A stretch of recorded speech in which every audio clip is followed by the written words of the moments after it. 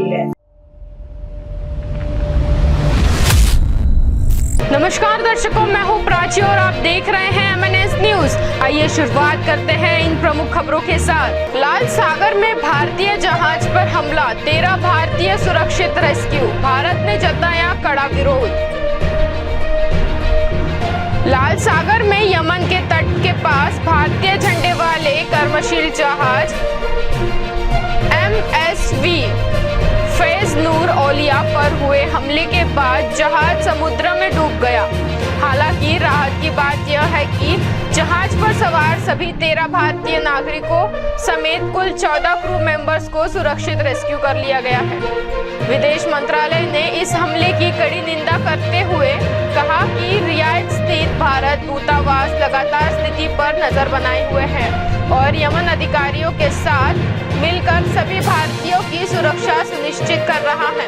मंत्रालय ने कर्मशील जहाजों पर लगातार हो रहे हमलों पर गहरी चिंता जताते हुए अंतर्राष्ट्रीय जलमार्गों पर सुरक्षित और निर्बाध आवाजाही बहाल करने की मांग की है। यमन की नेशनल रेजिस्टेंस फोर्सेस, नौसेना और कोस्ट गार्ड ने संयुक्त अभियान चलाकर सभी क्रू सदस्यों को सुरक्षित बाहर निकाला।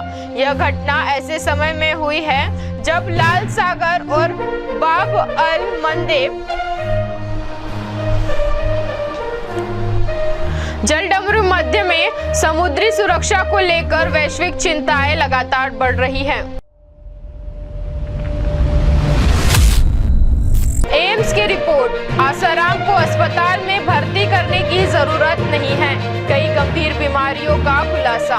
दुष्कर्म मामले में उम्र कैद सजा काट रहे स्वयंभू संत आसाराम को लेकर एम्स ने सुप्रीम कोर्ट में मेडिकल रिपोर्ट दाखिल की है। रिपोर्ट में कहा गया है कि फिलहाल आसाराम को अस्पताल में भर्ती करने की जरूरत नहीं है, लेकिन उनकी देखभाल के लिए 24 घंटे प्रशिक्षित केयर गिवर्स की आवश्यकता है। एम्स के मुताबिक Asaram coronary artery disease, osteoporosis, chronic hyponatraemia, thalassaemia, anaemia और पेट से जुड़े कई समस्याओं से पीड़ित है। वहीं सुप्रीम कोर्ट ने उनकी सजा पर रोक लगाने की याचिका पर सुनवाई करते हुए मामले की अगली सुनवाई गुरुवार तक के लिए टाल दी है।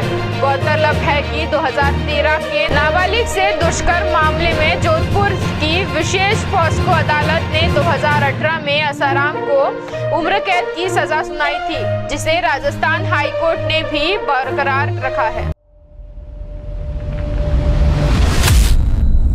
एयर इंडिया की फ्लाइट में हवा में तेज झटके, टर्बुलेंस से कई यात्री और क्रू सदस्य घायल। थाईलैंड के फुकेत से दिल्ली आ रही एयर इंडिया की फ्लाइट AI 2379 उड़ान के दौरान भीषण एयर टर्बुलेंस की चपेट में आ गई, जिससे विमान में सवार यात्रियों और क्रू सदस्यों के बीच अफरा तफरी मच गई।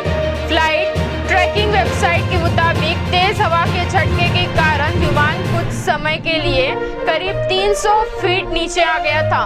इस घटना में कई यात्रियों और क्रू सदस्यों को चोटें आई हैं। हालांकि एयर इंडिया ने बताया कि किसी भी गंभीर रूप से घायल होने की पुष्टि नहीं हुई। दिल्ली एयरपोर्ट पर सुरक्षित लैंडिंग के बाद घायलों को तुरंत मेडिकल जांच और उपचार के लिए एयरपोर्ट मेडिकल सेंटर ले जाया गया। एयर इंडिया ने कहा है कि यात्रियों और क्रू की सुरक्षा उसकी सर्वोच्च प्राथमिकता है और घटना की जांच में संबंधित अधिकारियों के साथ पूरा सहयोग किया जाएगा। बरेली में युवक ने लगाई खुद को आग, इलाज के दौरान मौत, सीसीटीवी वीडियो आया सामने। उत्तर प्रदेश के बरेली के फतेहगंज पश्चिम इलाके में एक युवक की आत्मदाह के बाद इलाज के दौरान मौत हो गई। मृतक की पहचान हुसैन मस्जिद के मुअज्जिन अब्दुल कादिर के रूप में हुई है। पुलिस के अनुसार पारिवारिक विवाद के बाद उन्होंने खुद पर पेट्रोल डालकर आग लगा दी। घटना के बाद वे आग की लपटों में घिरे हुए गली में दौड़ते रहे, जिसका सीसीटीवी वीडियो अब सामने आया है। स्थानीय लोगों के कंबल और पानी की मदद से आग बुझाने की कोशिश की और उन्हें अस्पताल पहुंचाया, लेकिन गंभीर रूप से झुलसने के कारण इलाज के दौरान उनकी मौत हो गई। पुलिस का कहना है कि मामले की जांच जारी है। पोस्टमार्टम रिपोर्ट, सीसीटीवी फुटेज, अस्पताल में दिए गए बयान और अन्य साक्ष्यों के आधार पर आगे की कानूनी कार्रवाई की जाएगी। जयपुर में तेज रफ्तार कार का कहर, स्कूटी सवार युवक की मौत, सीसीटीवी में कैद हुआ हादसा। राजस्थान की राजधानी जयपुर में तेज रफ्तार का कहर एक बार फिर देखने को मिला, जहां पत्रकार कॉलोनी थाना क्षेत्र के वंदे मातरम रोड पर एक तेज रफ्तार सेल्टॉस कार ने स्कूटी सवार युवक को जोरदार टक्कर मार दी। हादसे में युवक विकल्प उर्फ राजा मीना की मौके पर ही मौत हो गई। टक्कर इतनी भीषण थी कि युवक कई फीट दूर जाकर गिरा, जबकि कार के टायर तक फट गए। घटना के बाद चालक कार को मौके पर छोड़कर फरार हो गया।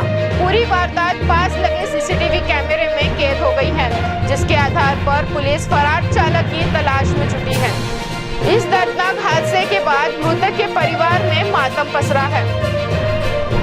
वहीं स्थानीय लोगों ने सड़क पर तेज रफ्तार वाहनों पर सख्ती से रोक लगाने और सुरक्षा व्यवस्था मजबूत करने की मांग की है। तो ये थी अब तक की बड़ी खबरें। ऐसे ही खबरों के लिए बने रहिए MNS न्यूज के साथ।